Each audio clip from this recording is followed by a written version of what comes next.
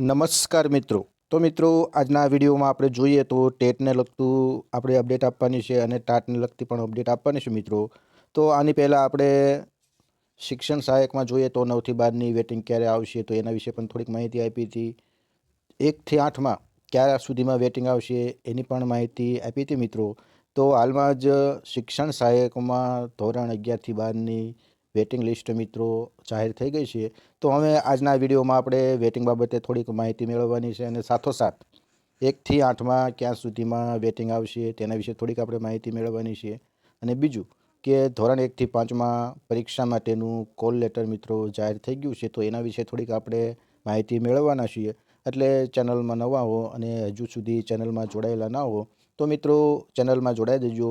આગળ આપણે જે કાંઈ ટેટ ભરતી હોય કે પરીક્ષા હોય તો એની જે કાંઈ નાની મોટી અપડેટ હોય મિત્રો એ ચેનલમાં વિડીયોના માધ્યમ દ્વારા આપણે તમારા સુધી પહોંચાડવાની છે, એટલે ચેનલમાં જોડાયેલા રહીજો.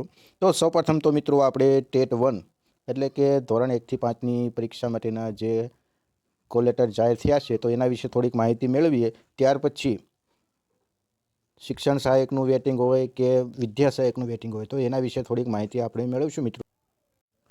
તો મિત્રો સૌપ્રથમ તો જે કાંઈ પરીક્ષા આગામી ડિસેમ્બરમાં ધોરણ 1 થી 5ની લેવાની છે તો એની નોટિસ મિત્રો જાહેર થઈ ગઈ છે. તો આપણે એના વિશે થોડીક માહિતી મેળવીએ. તો કે પ્રાથમિક શાળા ધોરણ 1 થી 5 પ્રાથમિક શિક્ષક હોય વિદ્યા સહાયક તરીકે નિમણૂક મેળવવા માટેની આ એક લાયકાત ધરાવતા ઉમેદવારો માટે એક કસોટી છે મિત્રો. તો એમાં જોઈએ તો આગામી રાજ્ય પરીક્ષા બોર્ડ દ્વારા આગામી 21 ડિસેમ્બર 2025ને રવિવારના દિવસે વિદ્યા સહાયકમાં ધોરણ 1 થી 5માં શિક્ષક બનવા માટેની ટેસ્ટ એટલે પરીક્ષા મિત્રો યોજવાની છે મિત્રો. તો ઉમેદવારોને કોલ લેટર બાબતની જાણકારી આપવામાં આવી છે. એટલે કે તમે 10 ડિસેમ્બરથી લઈને 21 ડિસેમ્બર 2025 સુધી તમે આ કોલ લેટર મિત્રો મેળવી શકશો. અને એના માટે ઉમેદવારોએ વેબસાઇટ પણ ojas.gujarat.gov.in પર જઈને તમે કોલ લેટર મિત્રો મેળવી શકશો. એટલે આગામી 21 ડિસેમ્બરના રોજ ટેટ 1ની પરીક્ષા છે મિત્રો. એટલે જે ઉમેદવારોએ ફોર્મ ભર્યા છે તો એ ઉમેદવારોએ આજ એટલે કે 10/12/2025 થી 21/12/2025 દરમિયાન કોલ લેટર મેળવવાના છે મિત્રો. એટલે જે ઉમેદવારોએ ફોર્મ ભર્યા છે અને આગામી સમયમાં એક્ઝામ આપવાની છે મિત્રો તો એ ઉમેદવારોએ ખાસ કરીને કોલ લેટર કઢવી લેવાના.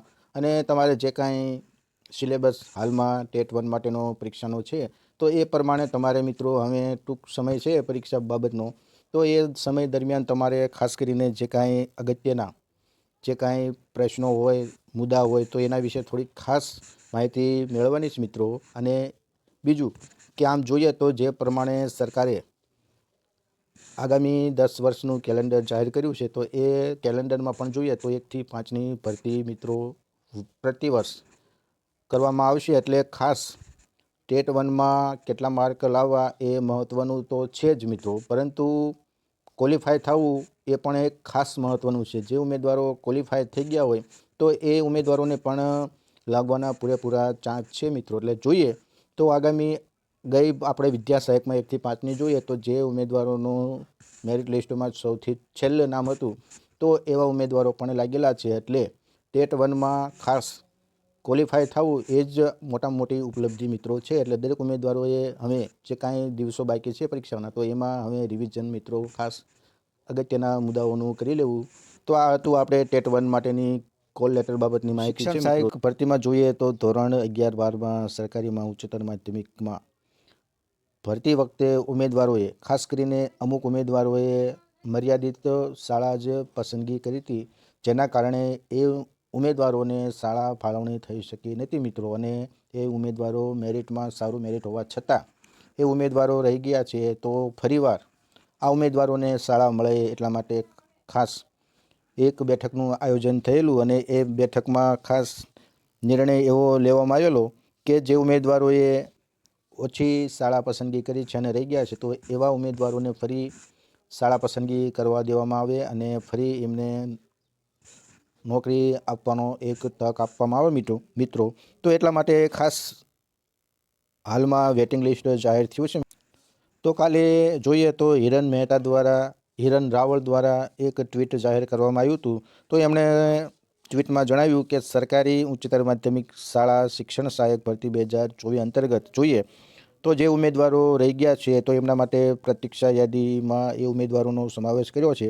તો હવે આ ઉમેદવારોએ 10 થી 12 ડિસેમ્બર એટલે કે આજે 10 તારીખ થઈ મિત્રો, તો અમે 10, 11 ને 12 એટલે 3 દિવસ સુધી આ ઉમેદવારોએ ઓનલાઈન શાળા પસંદગી કરવાની છે મિત્રો. એટલે ખાસ જે શિક્ષણ સહાયકમાં ઉમેદવારો વેટિંગમાં આવતા હોય તો એ ઉમેદવારોએ 3 દિવસની અંદર શાળા પસંદગી કરવાની છે. એટલે એ ઉમેદવારોએ ખાસ ધ્યાન દોરવું. બીજું કે હવે જો તમે એકવાર ચૂકી ગયા 3 દિવસમાં તો પછી તમે પાછળથી કોઈ દાવો કરી શકશો નહીં મિત્રો.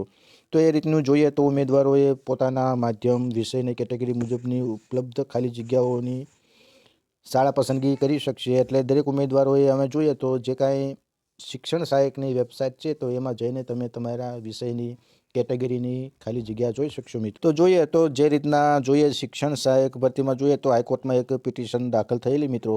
તો સિવિલ નંબર જોઈએ તો 13/4/56/2025ના સંદર્ભમાં ગુજરાત રાજ્ય માધ્યમિક અને ઉચ્ચતર માધ્યમિક શૈક્ષણિક સ્ટાફની ભરતી પસંદગીની સમિતિની બેઠક જોઈએ તો 13 નવેમ્બર 2025ના રોજ યોજવામાં આવી હતી.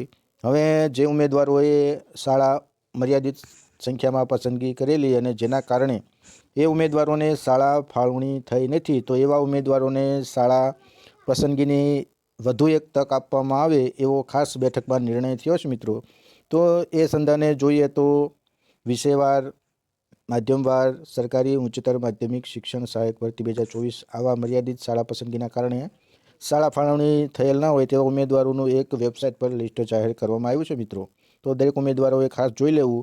અને બીજું કે અમે બાકીના ઉમેદવારોનું વેટિંગ લિસ્ટ ક્યારે આવશે તો મેં તમને આના પહેલાંના વિડીયોમાં પણ જણાવેલું કે ઉમેદવારો દ્વારા ગાંધીનગરમાં સમીક્ષા કેન્દ્ર ખાતે ખાસ કરીને દેખાવ કરવા, રજૂઆત કરવા ગયા હતા અને ધરણા પર બેસવાની પણ એમને ચીમકી આપેલી. તો એ સંદર્ભમાં ભરતી બોર્ડના સભ્યોએ પણ ખાસ એ ઉમેદવારોની માંગણીને ધ્યાનમાં રાખીને હવે આ વેટિંગ લિસ્ટ જાહેર કર્યું છે મિત્રો. તો દરેક 1 થી 8ના વિદ્યા સહાયકના ઉમેદવારોને પણ હવે રાહ જોઈને બેઠા છે કે અમારું વેટિંગ લિસ્ટ ક્યારે ખુલશે. તો એ ઉમેદવારોને પણ ખરેખર અમે રજૂઆત કરવાની જરૂર છે.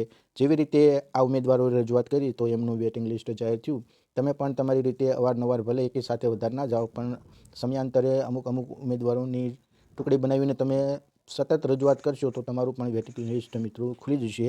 એટલે આજના વિડીયોમાં જે કાંઈ આ વિદ્યા સહાયકમાં 1 થી 5માં પરીક્ષાની બાબતની જે કાંઈ કોલ લેટર જાહેર થયા છે તો એ બાબતે તમને માહિતી આપી. અને બીજું કે 11-12માં સરકારીમાં ઉચ્ચતર માધ્યમિકમાં જે કાંઈ ઉમેદવારો શાળા પસંદગીમાં રહી ગયા છે તો એવા ઉમેદવારોને વધુ તક મળે અને ઉમેદવારોને જોબ મળે એટલા માટે વેટિંગ લિસ્ટ ઉમેદવારોનું ખોલવામાં આવ્યું છે મિત્રો. તો એની પણ તારીખ જે કાંઈ 10 થી 12 છે તો એ સમયમાં એમને પણ શાળા પસંદગી આપવાની છે. તો આ માહિતી તમારા સુધી પહોંચે એટલા માટે આ વિડીયો ખાસ બનાવ્યો હતો. વિડીયો પસંદ પડે તો વિડીયોને એક લાઇક આપજો. બીજા મિત્રો સુધી આ માહિતી પહોંચે એટલા માટે વિડીયોને શેર કરજો અને આવી જ માહિતી મેળવવા માટે ચેનલમાં જોડાયેલા રહેજો. મળીએ નવા વિડીયોમાં નવી જ માહિતી સાથે. જય હિન્દ, જય ભારત મિત્રો.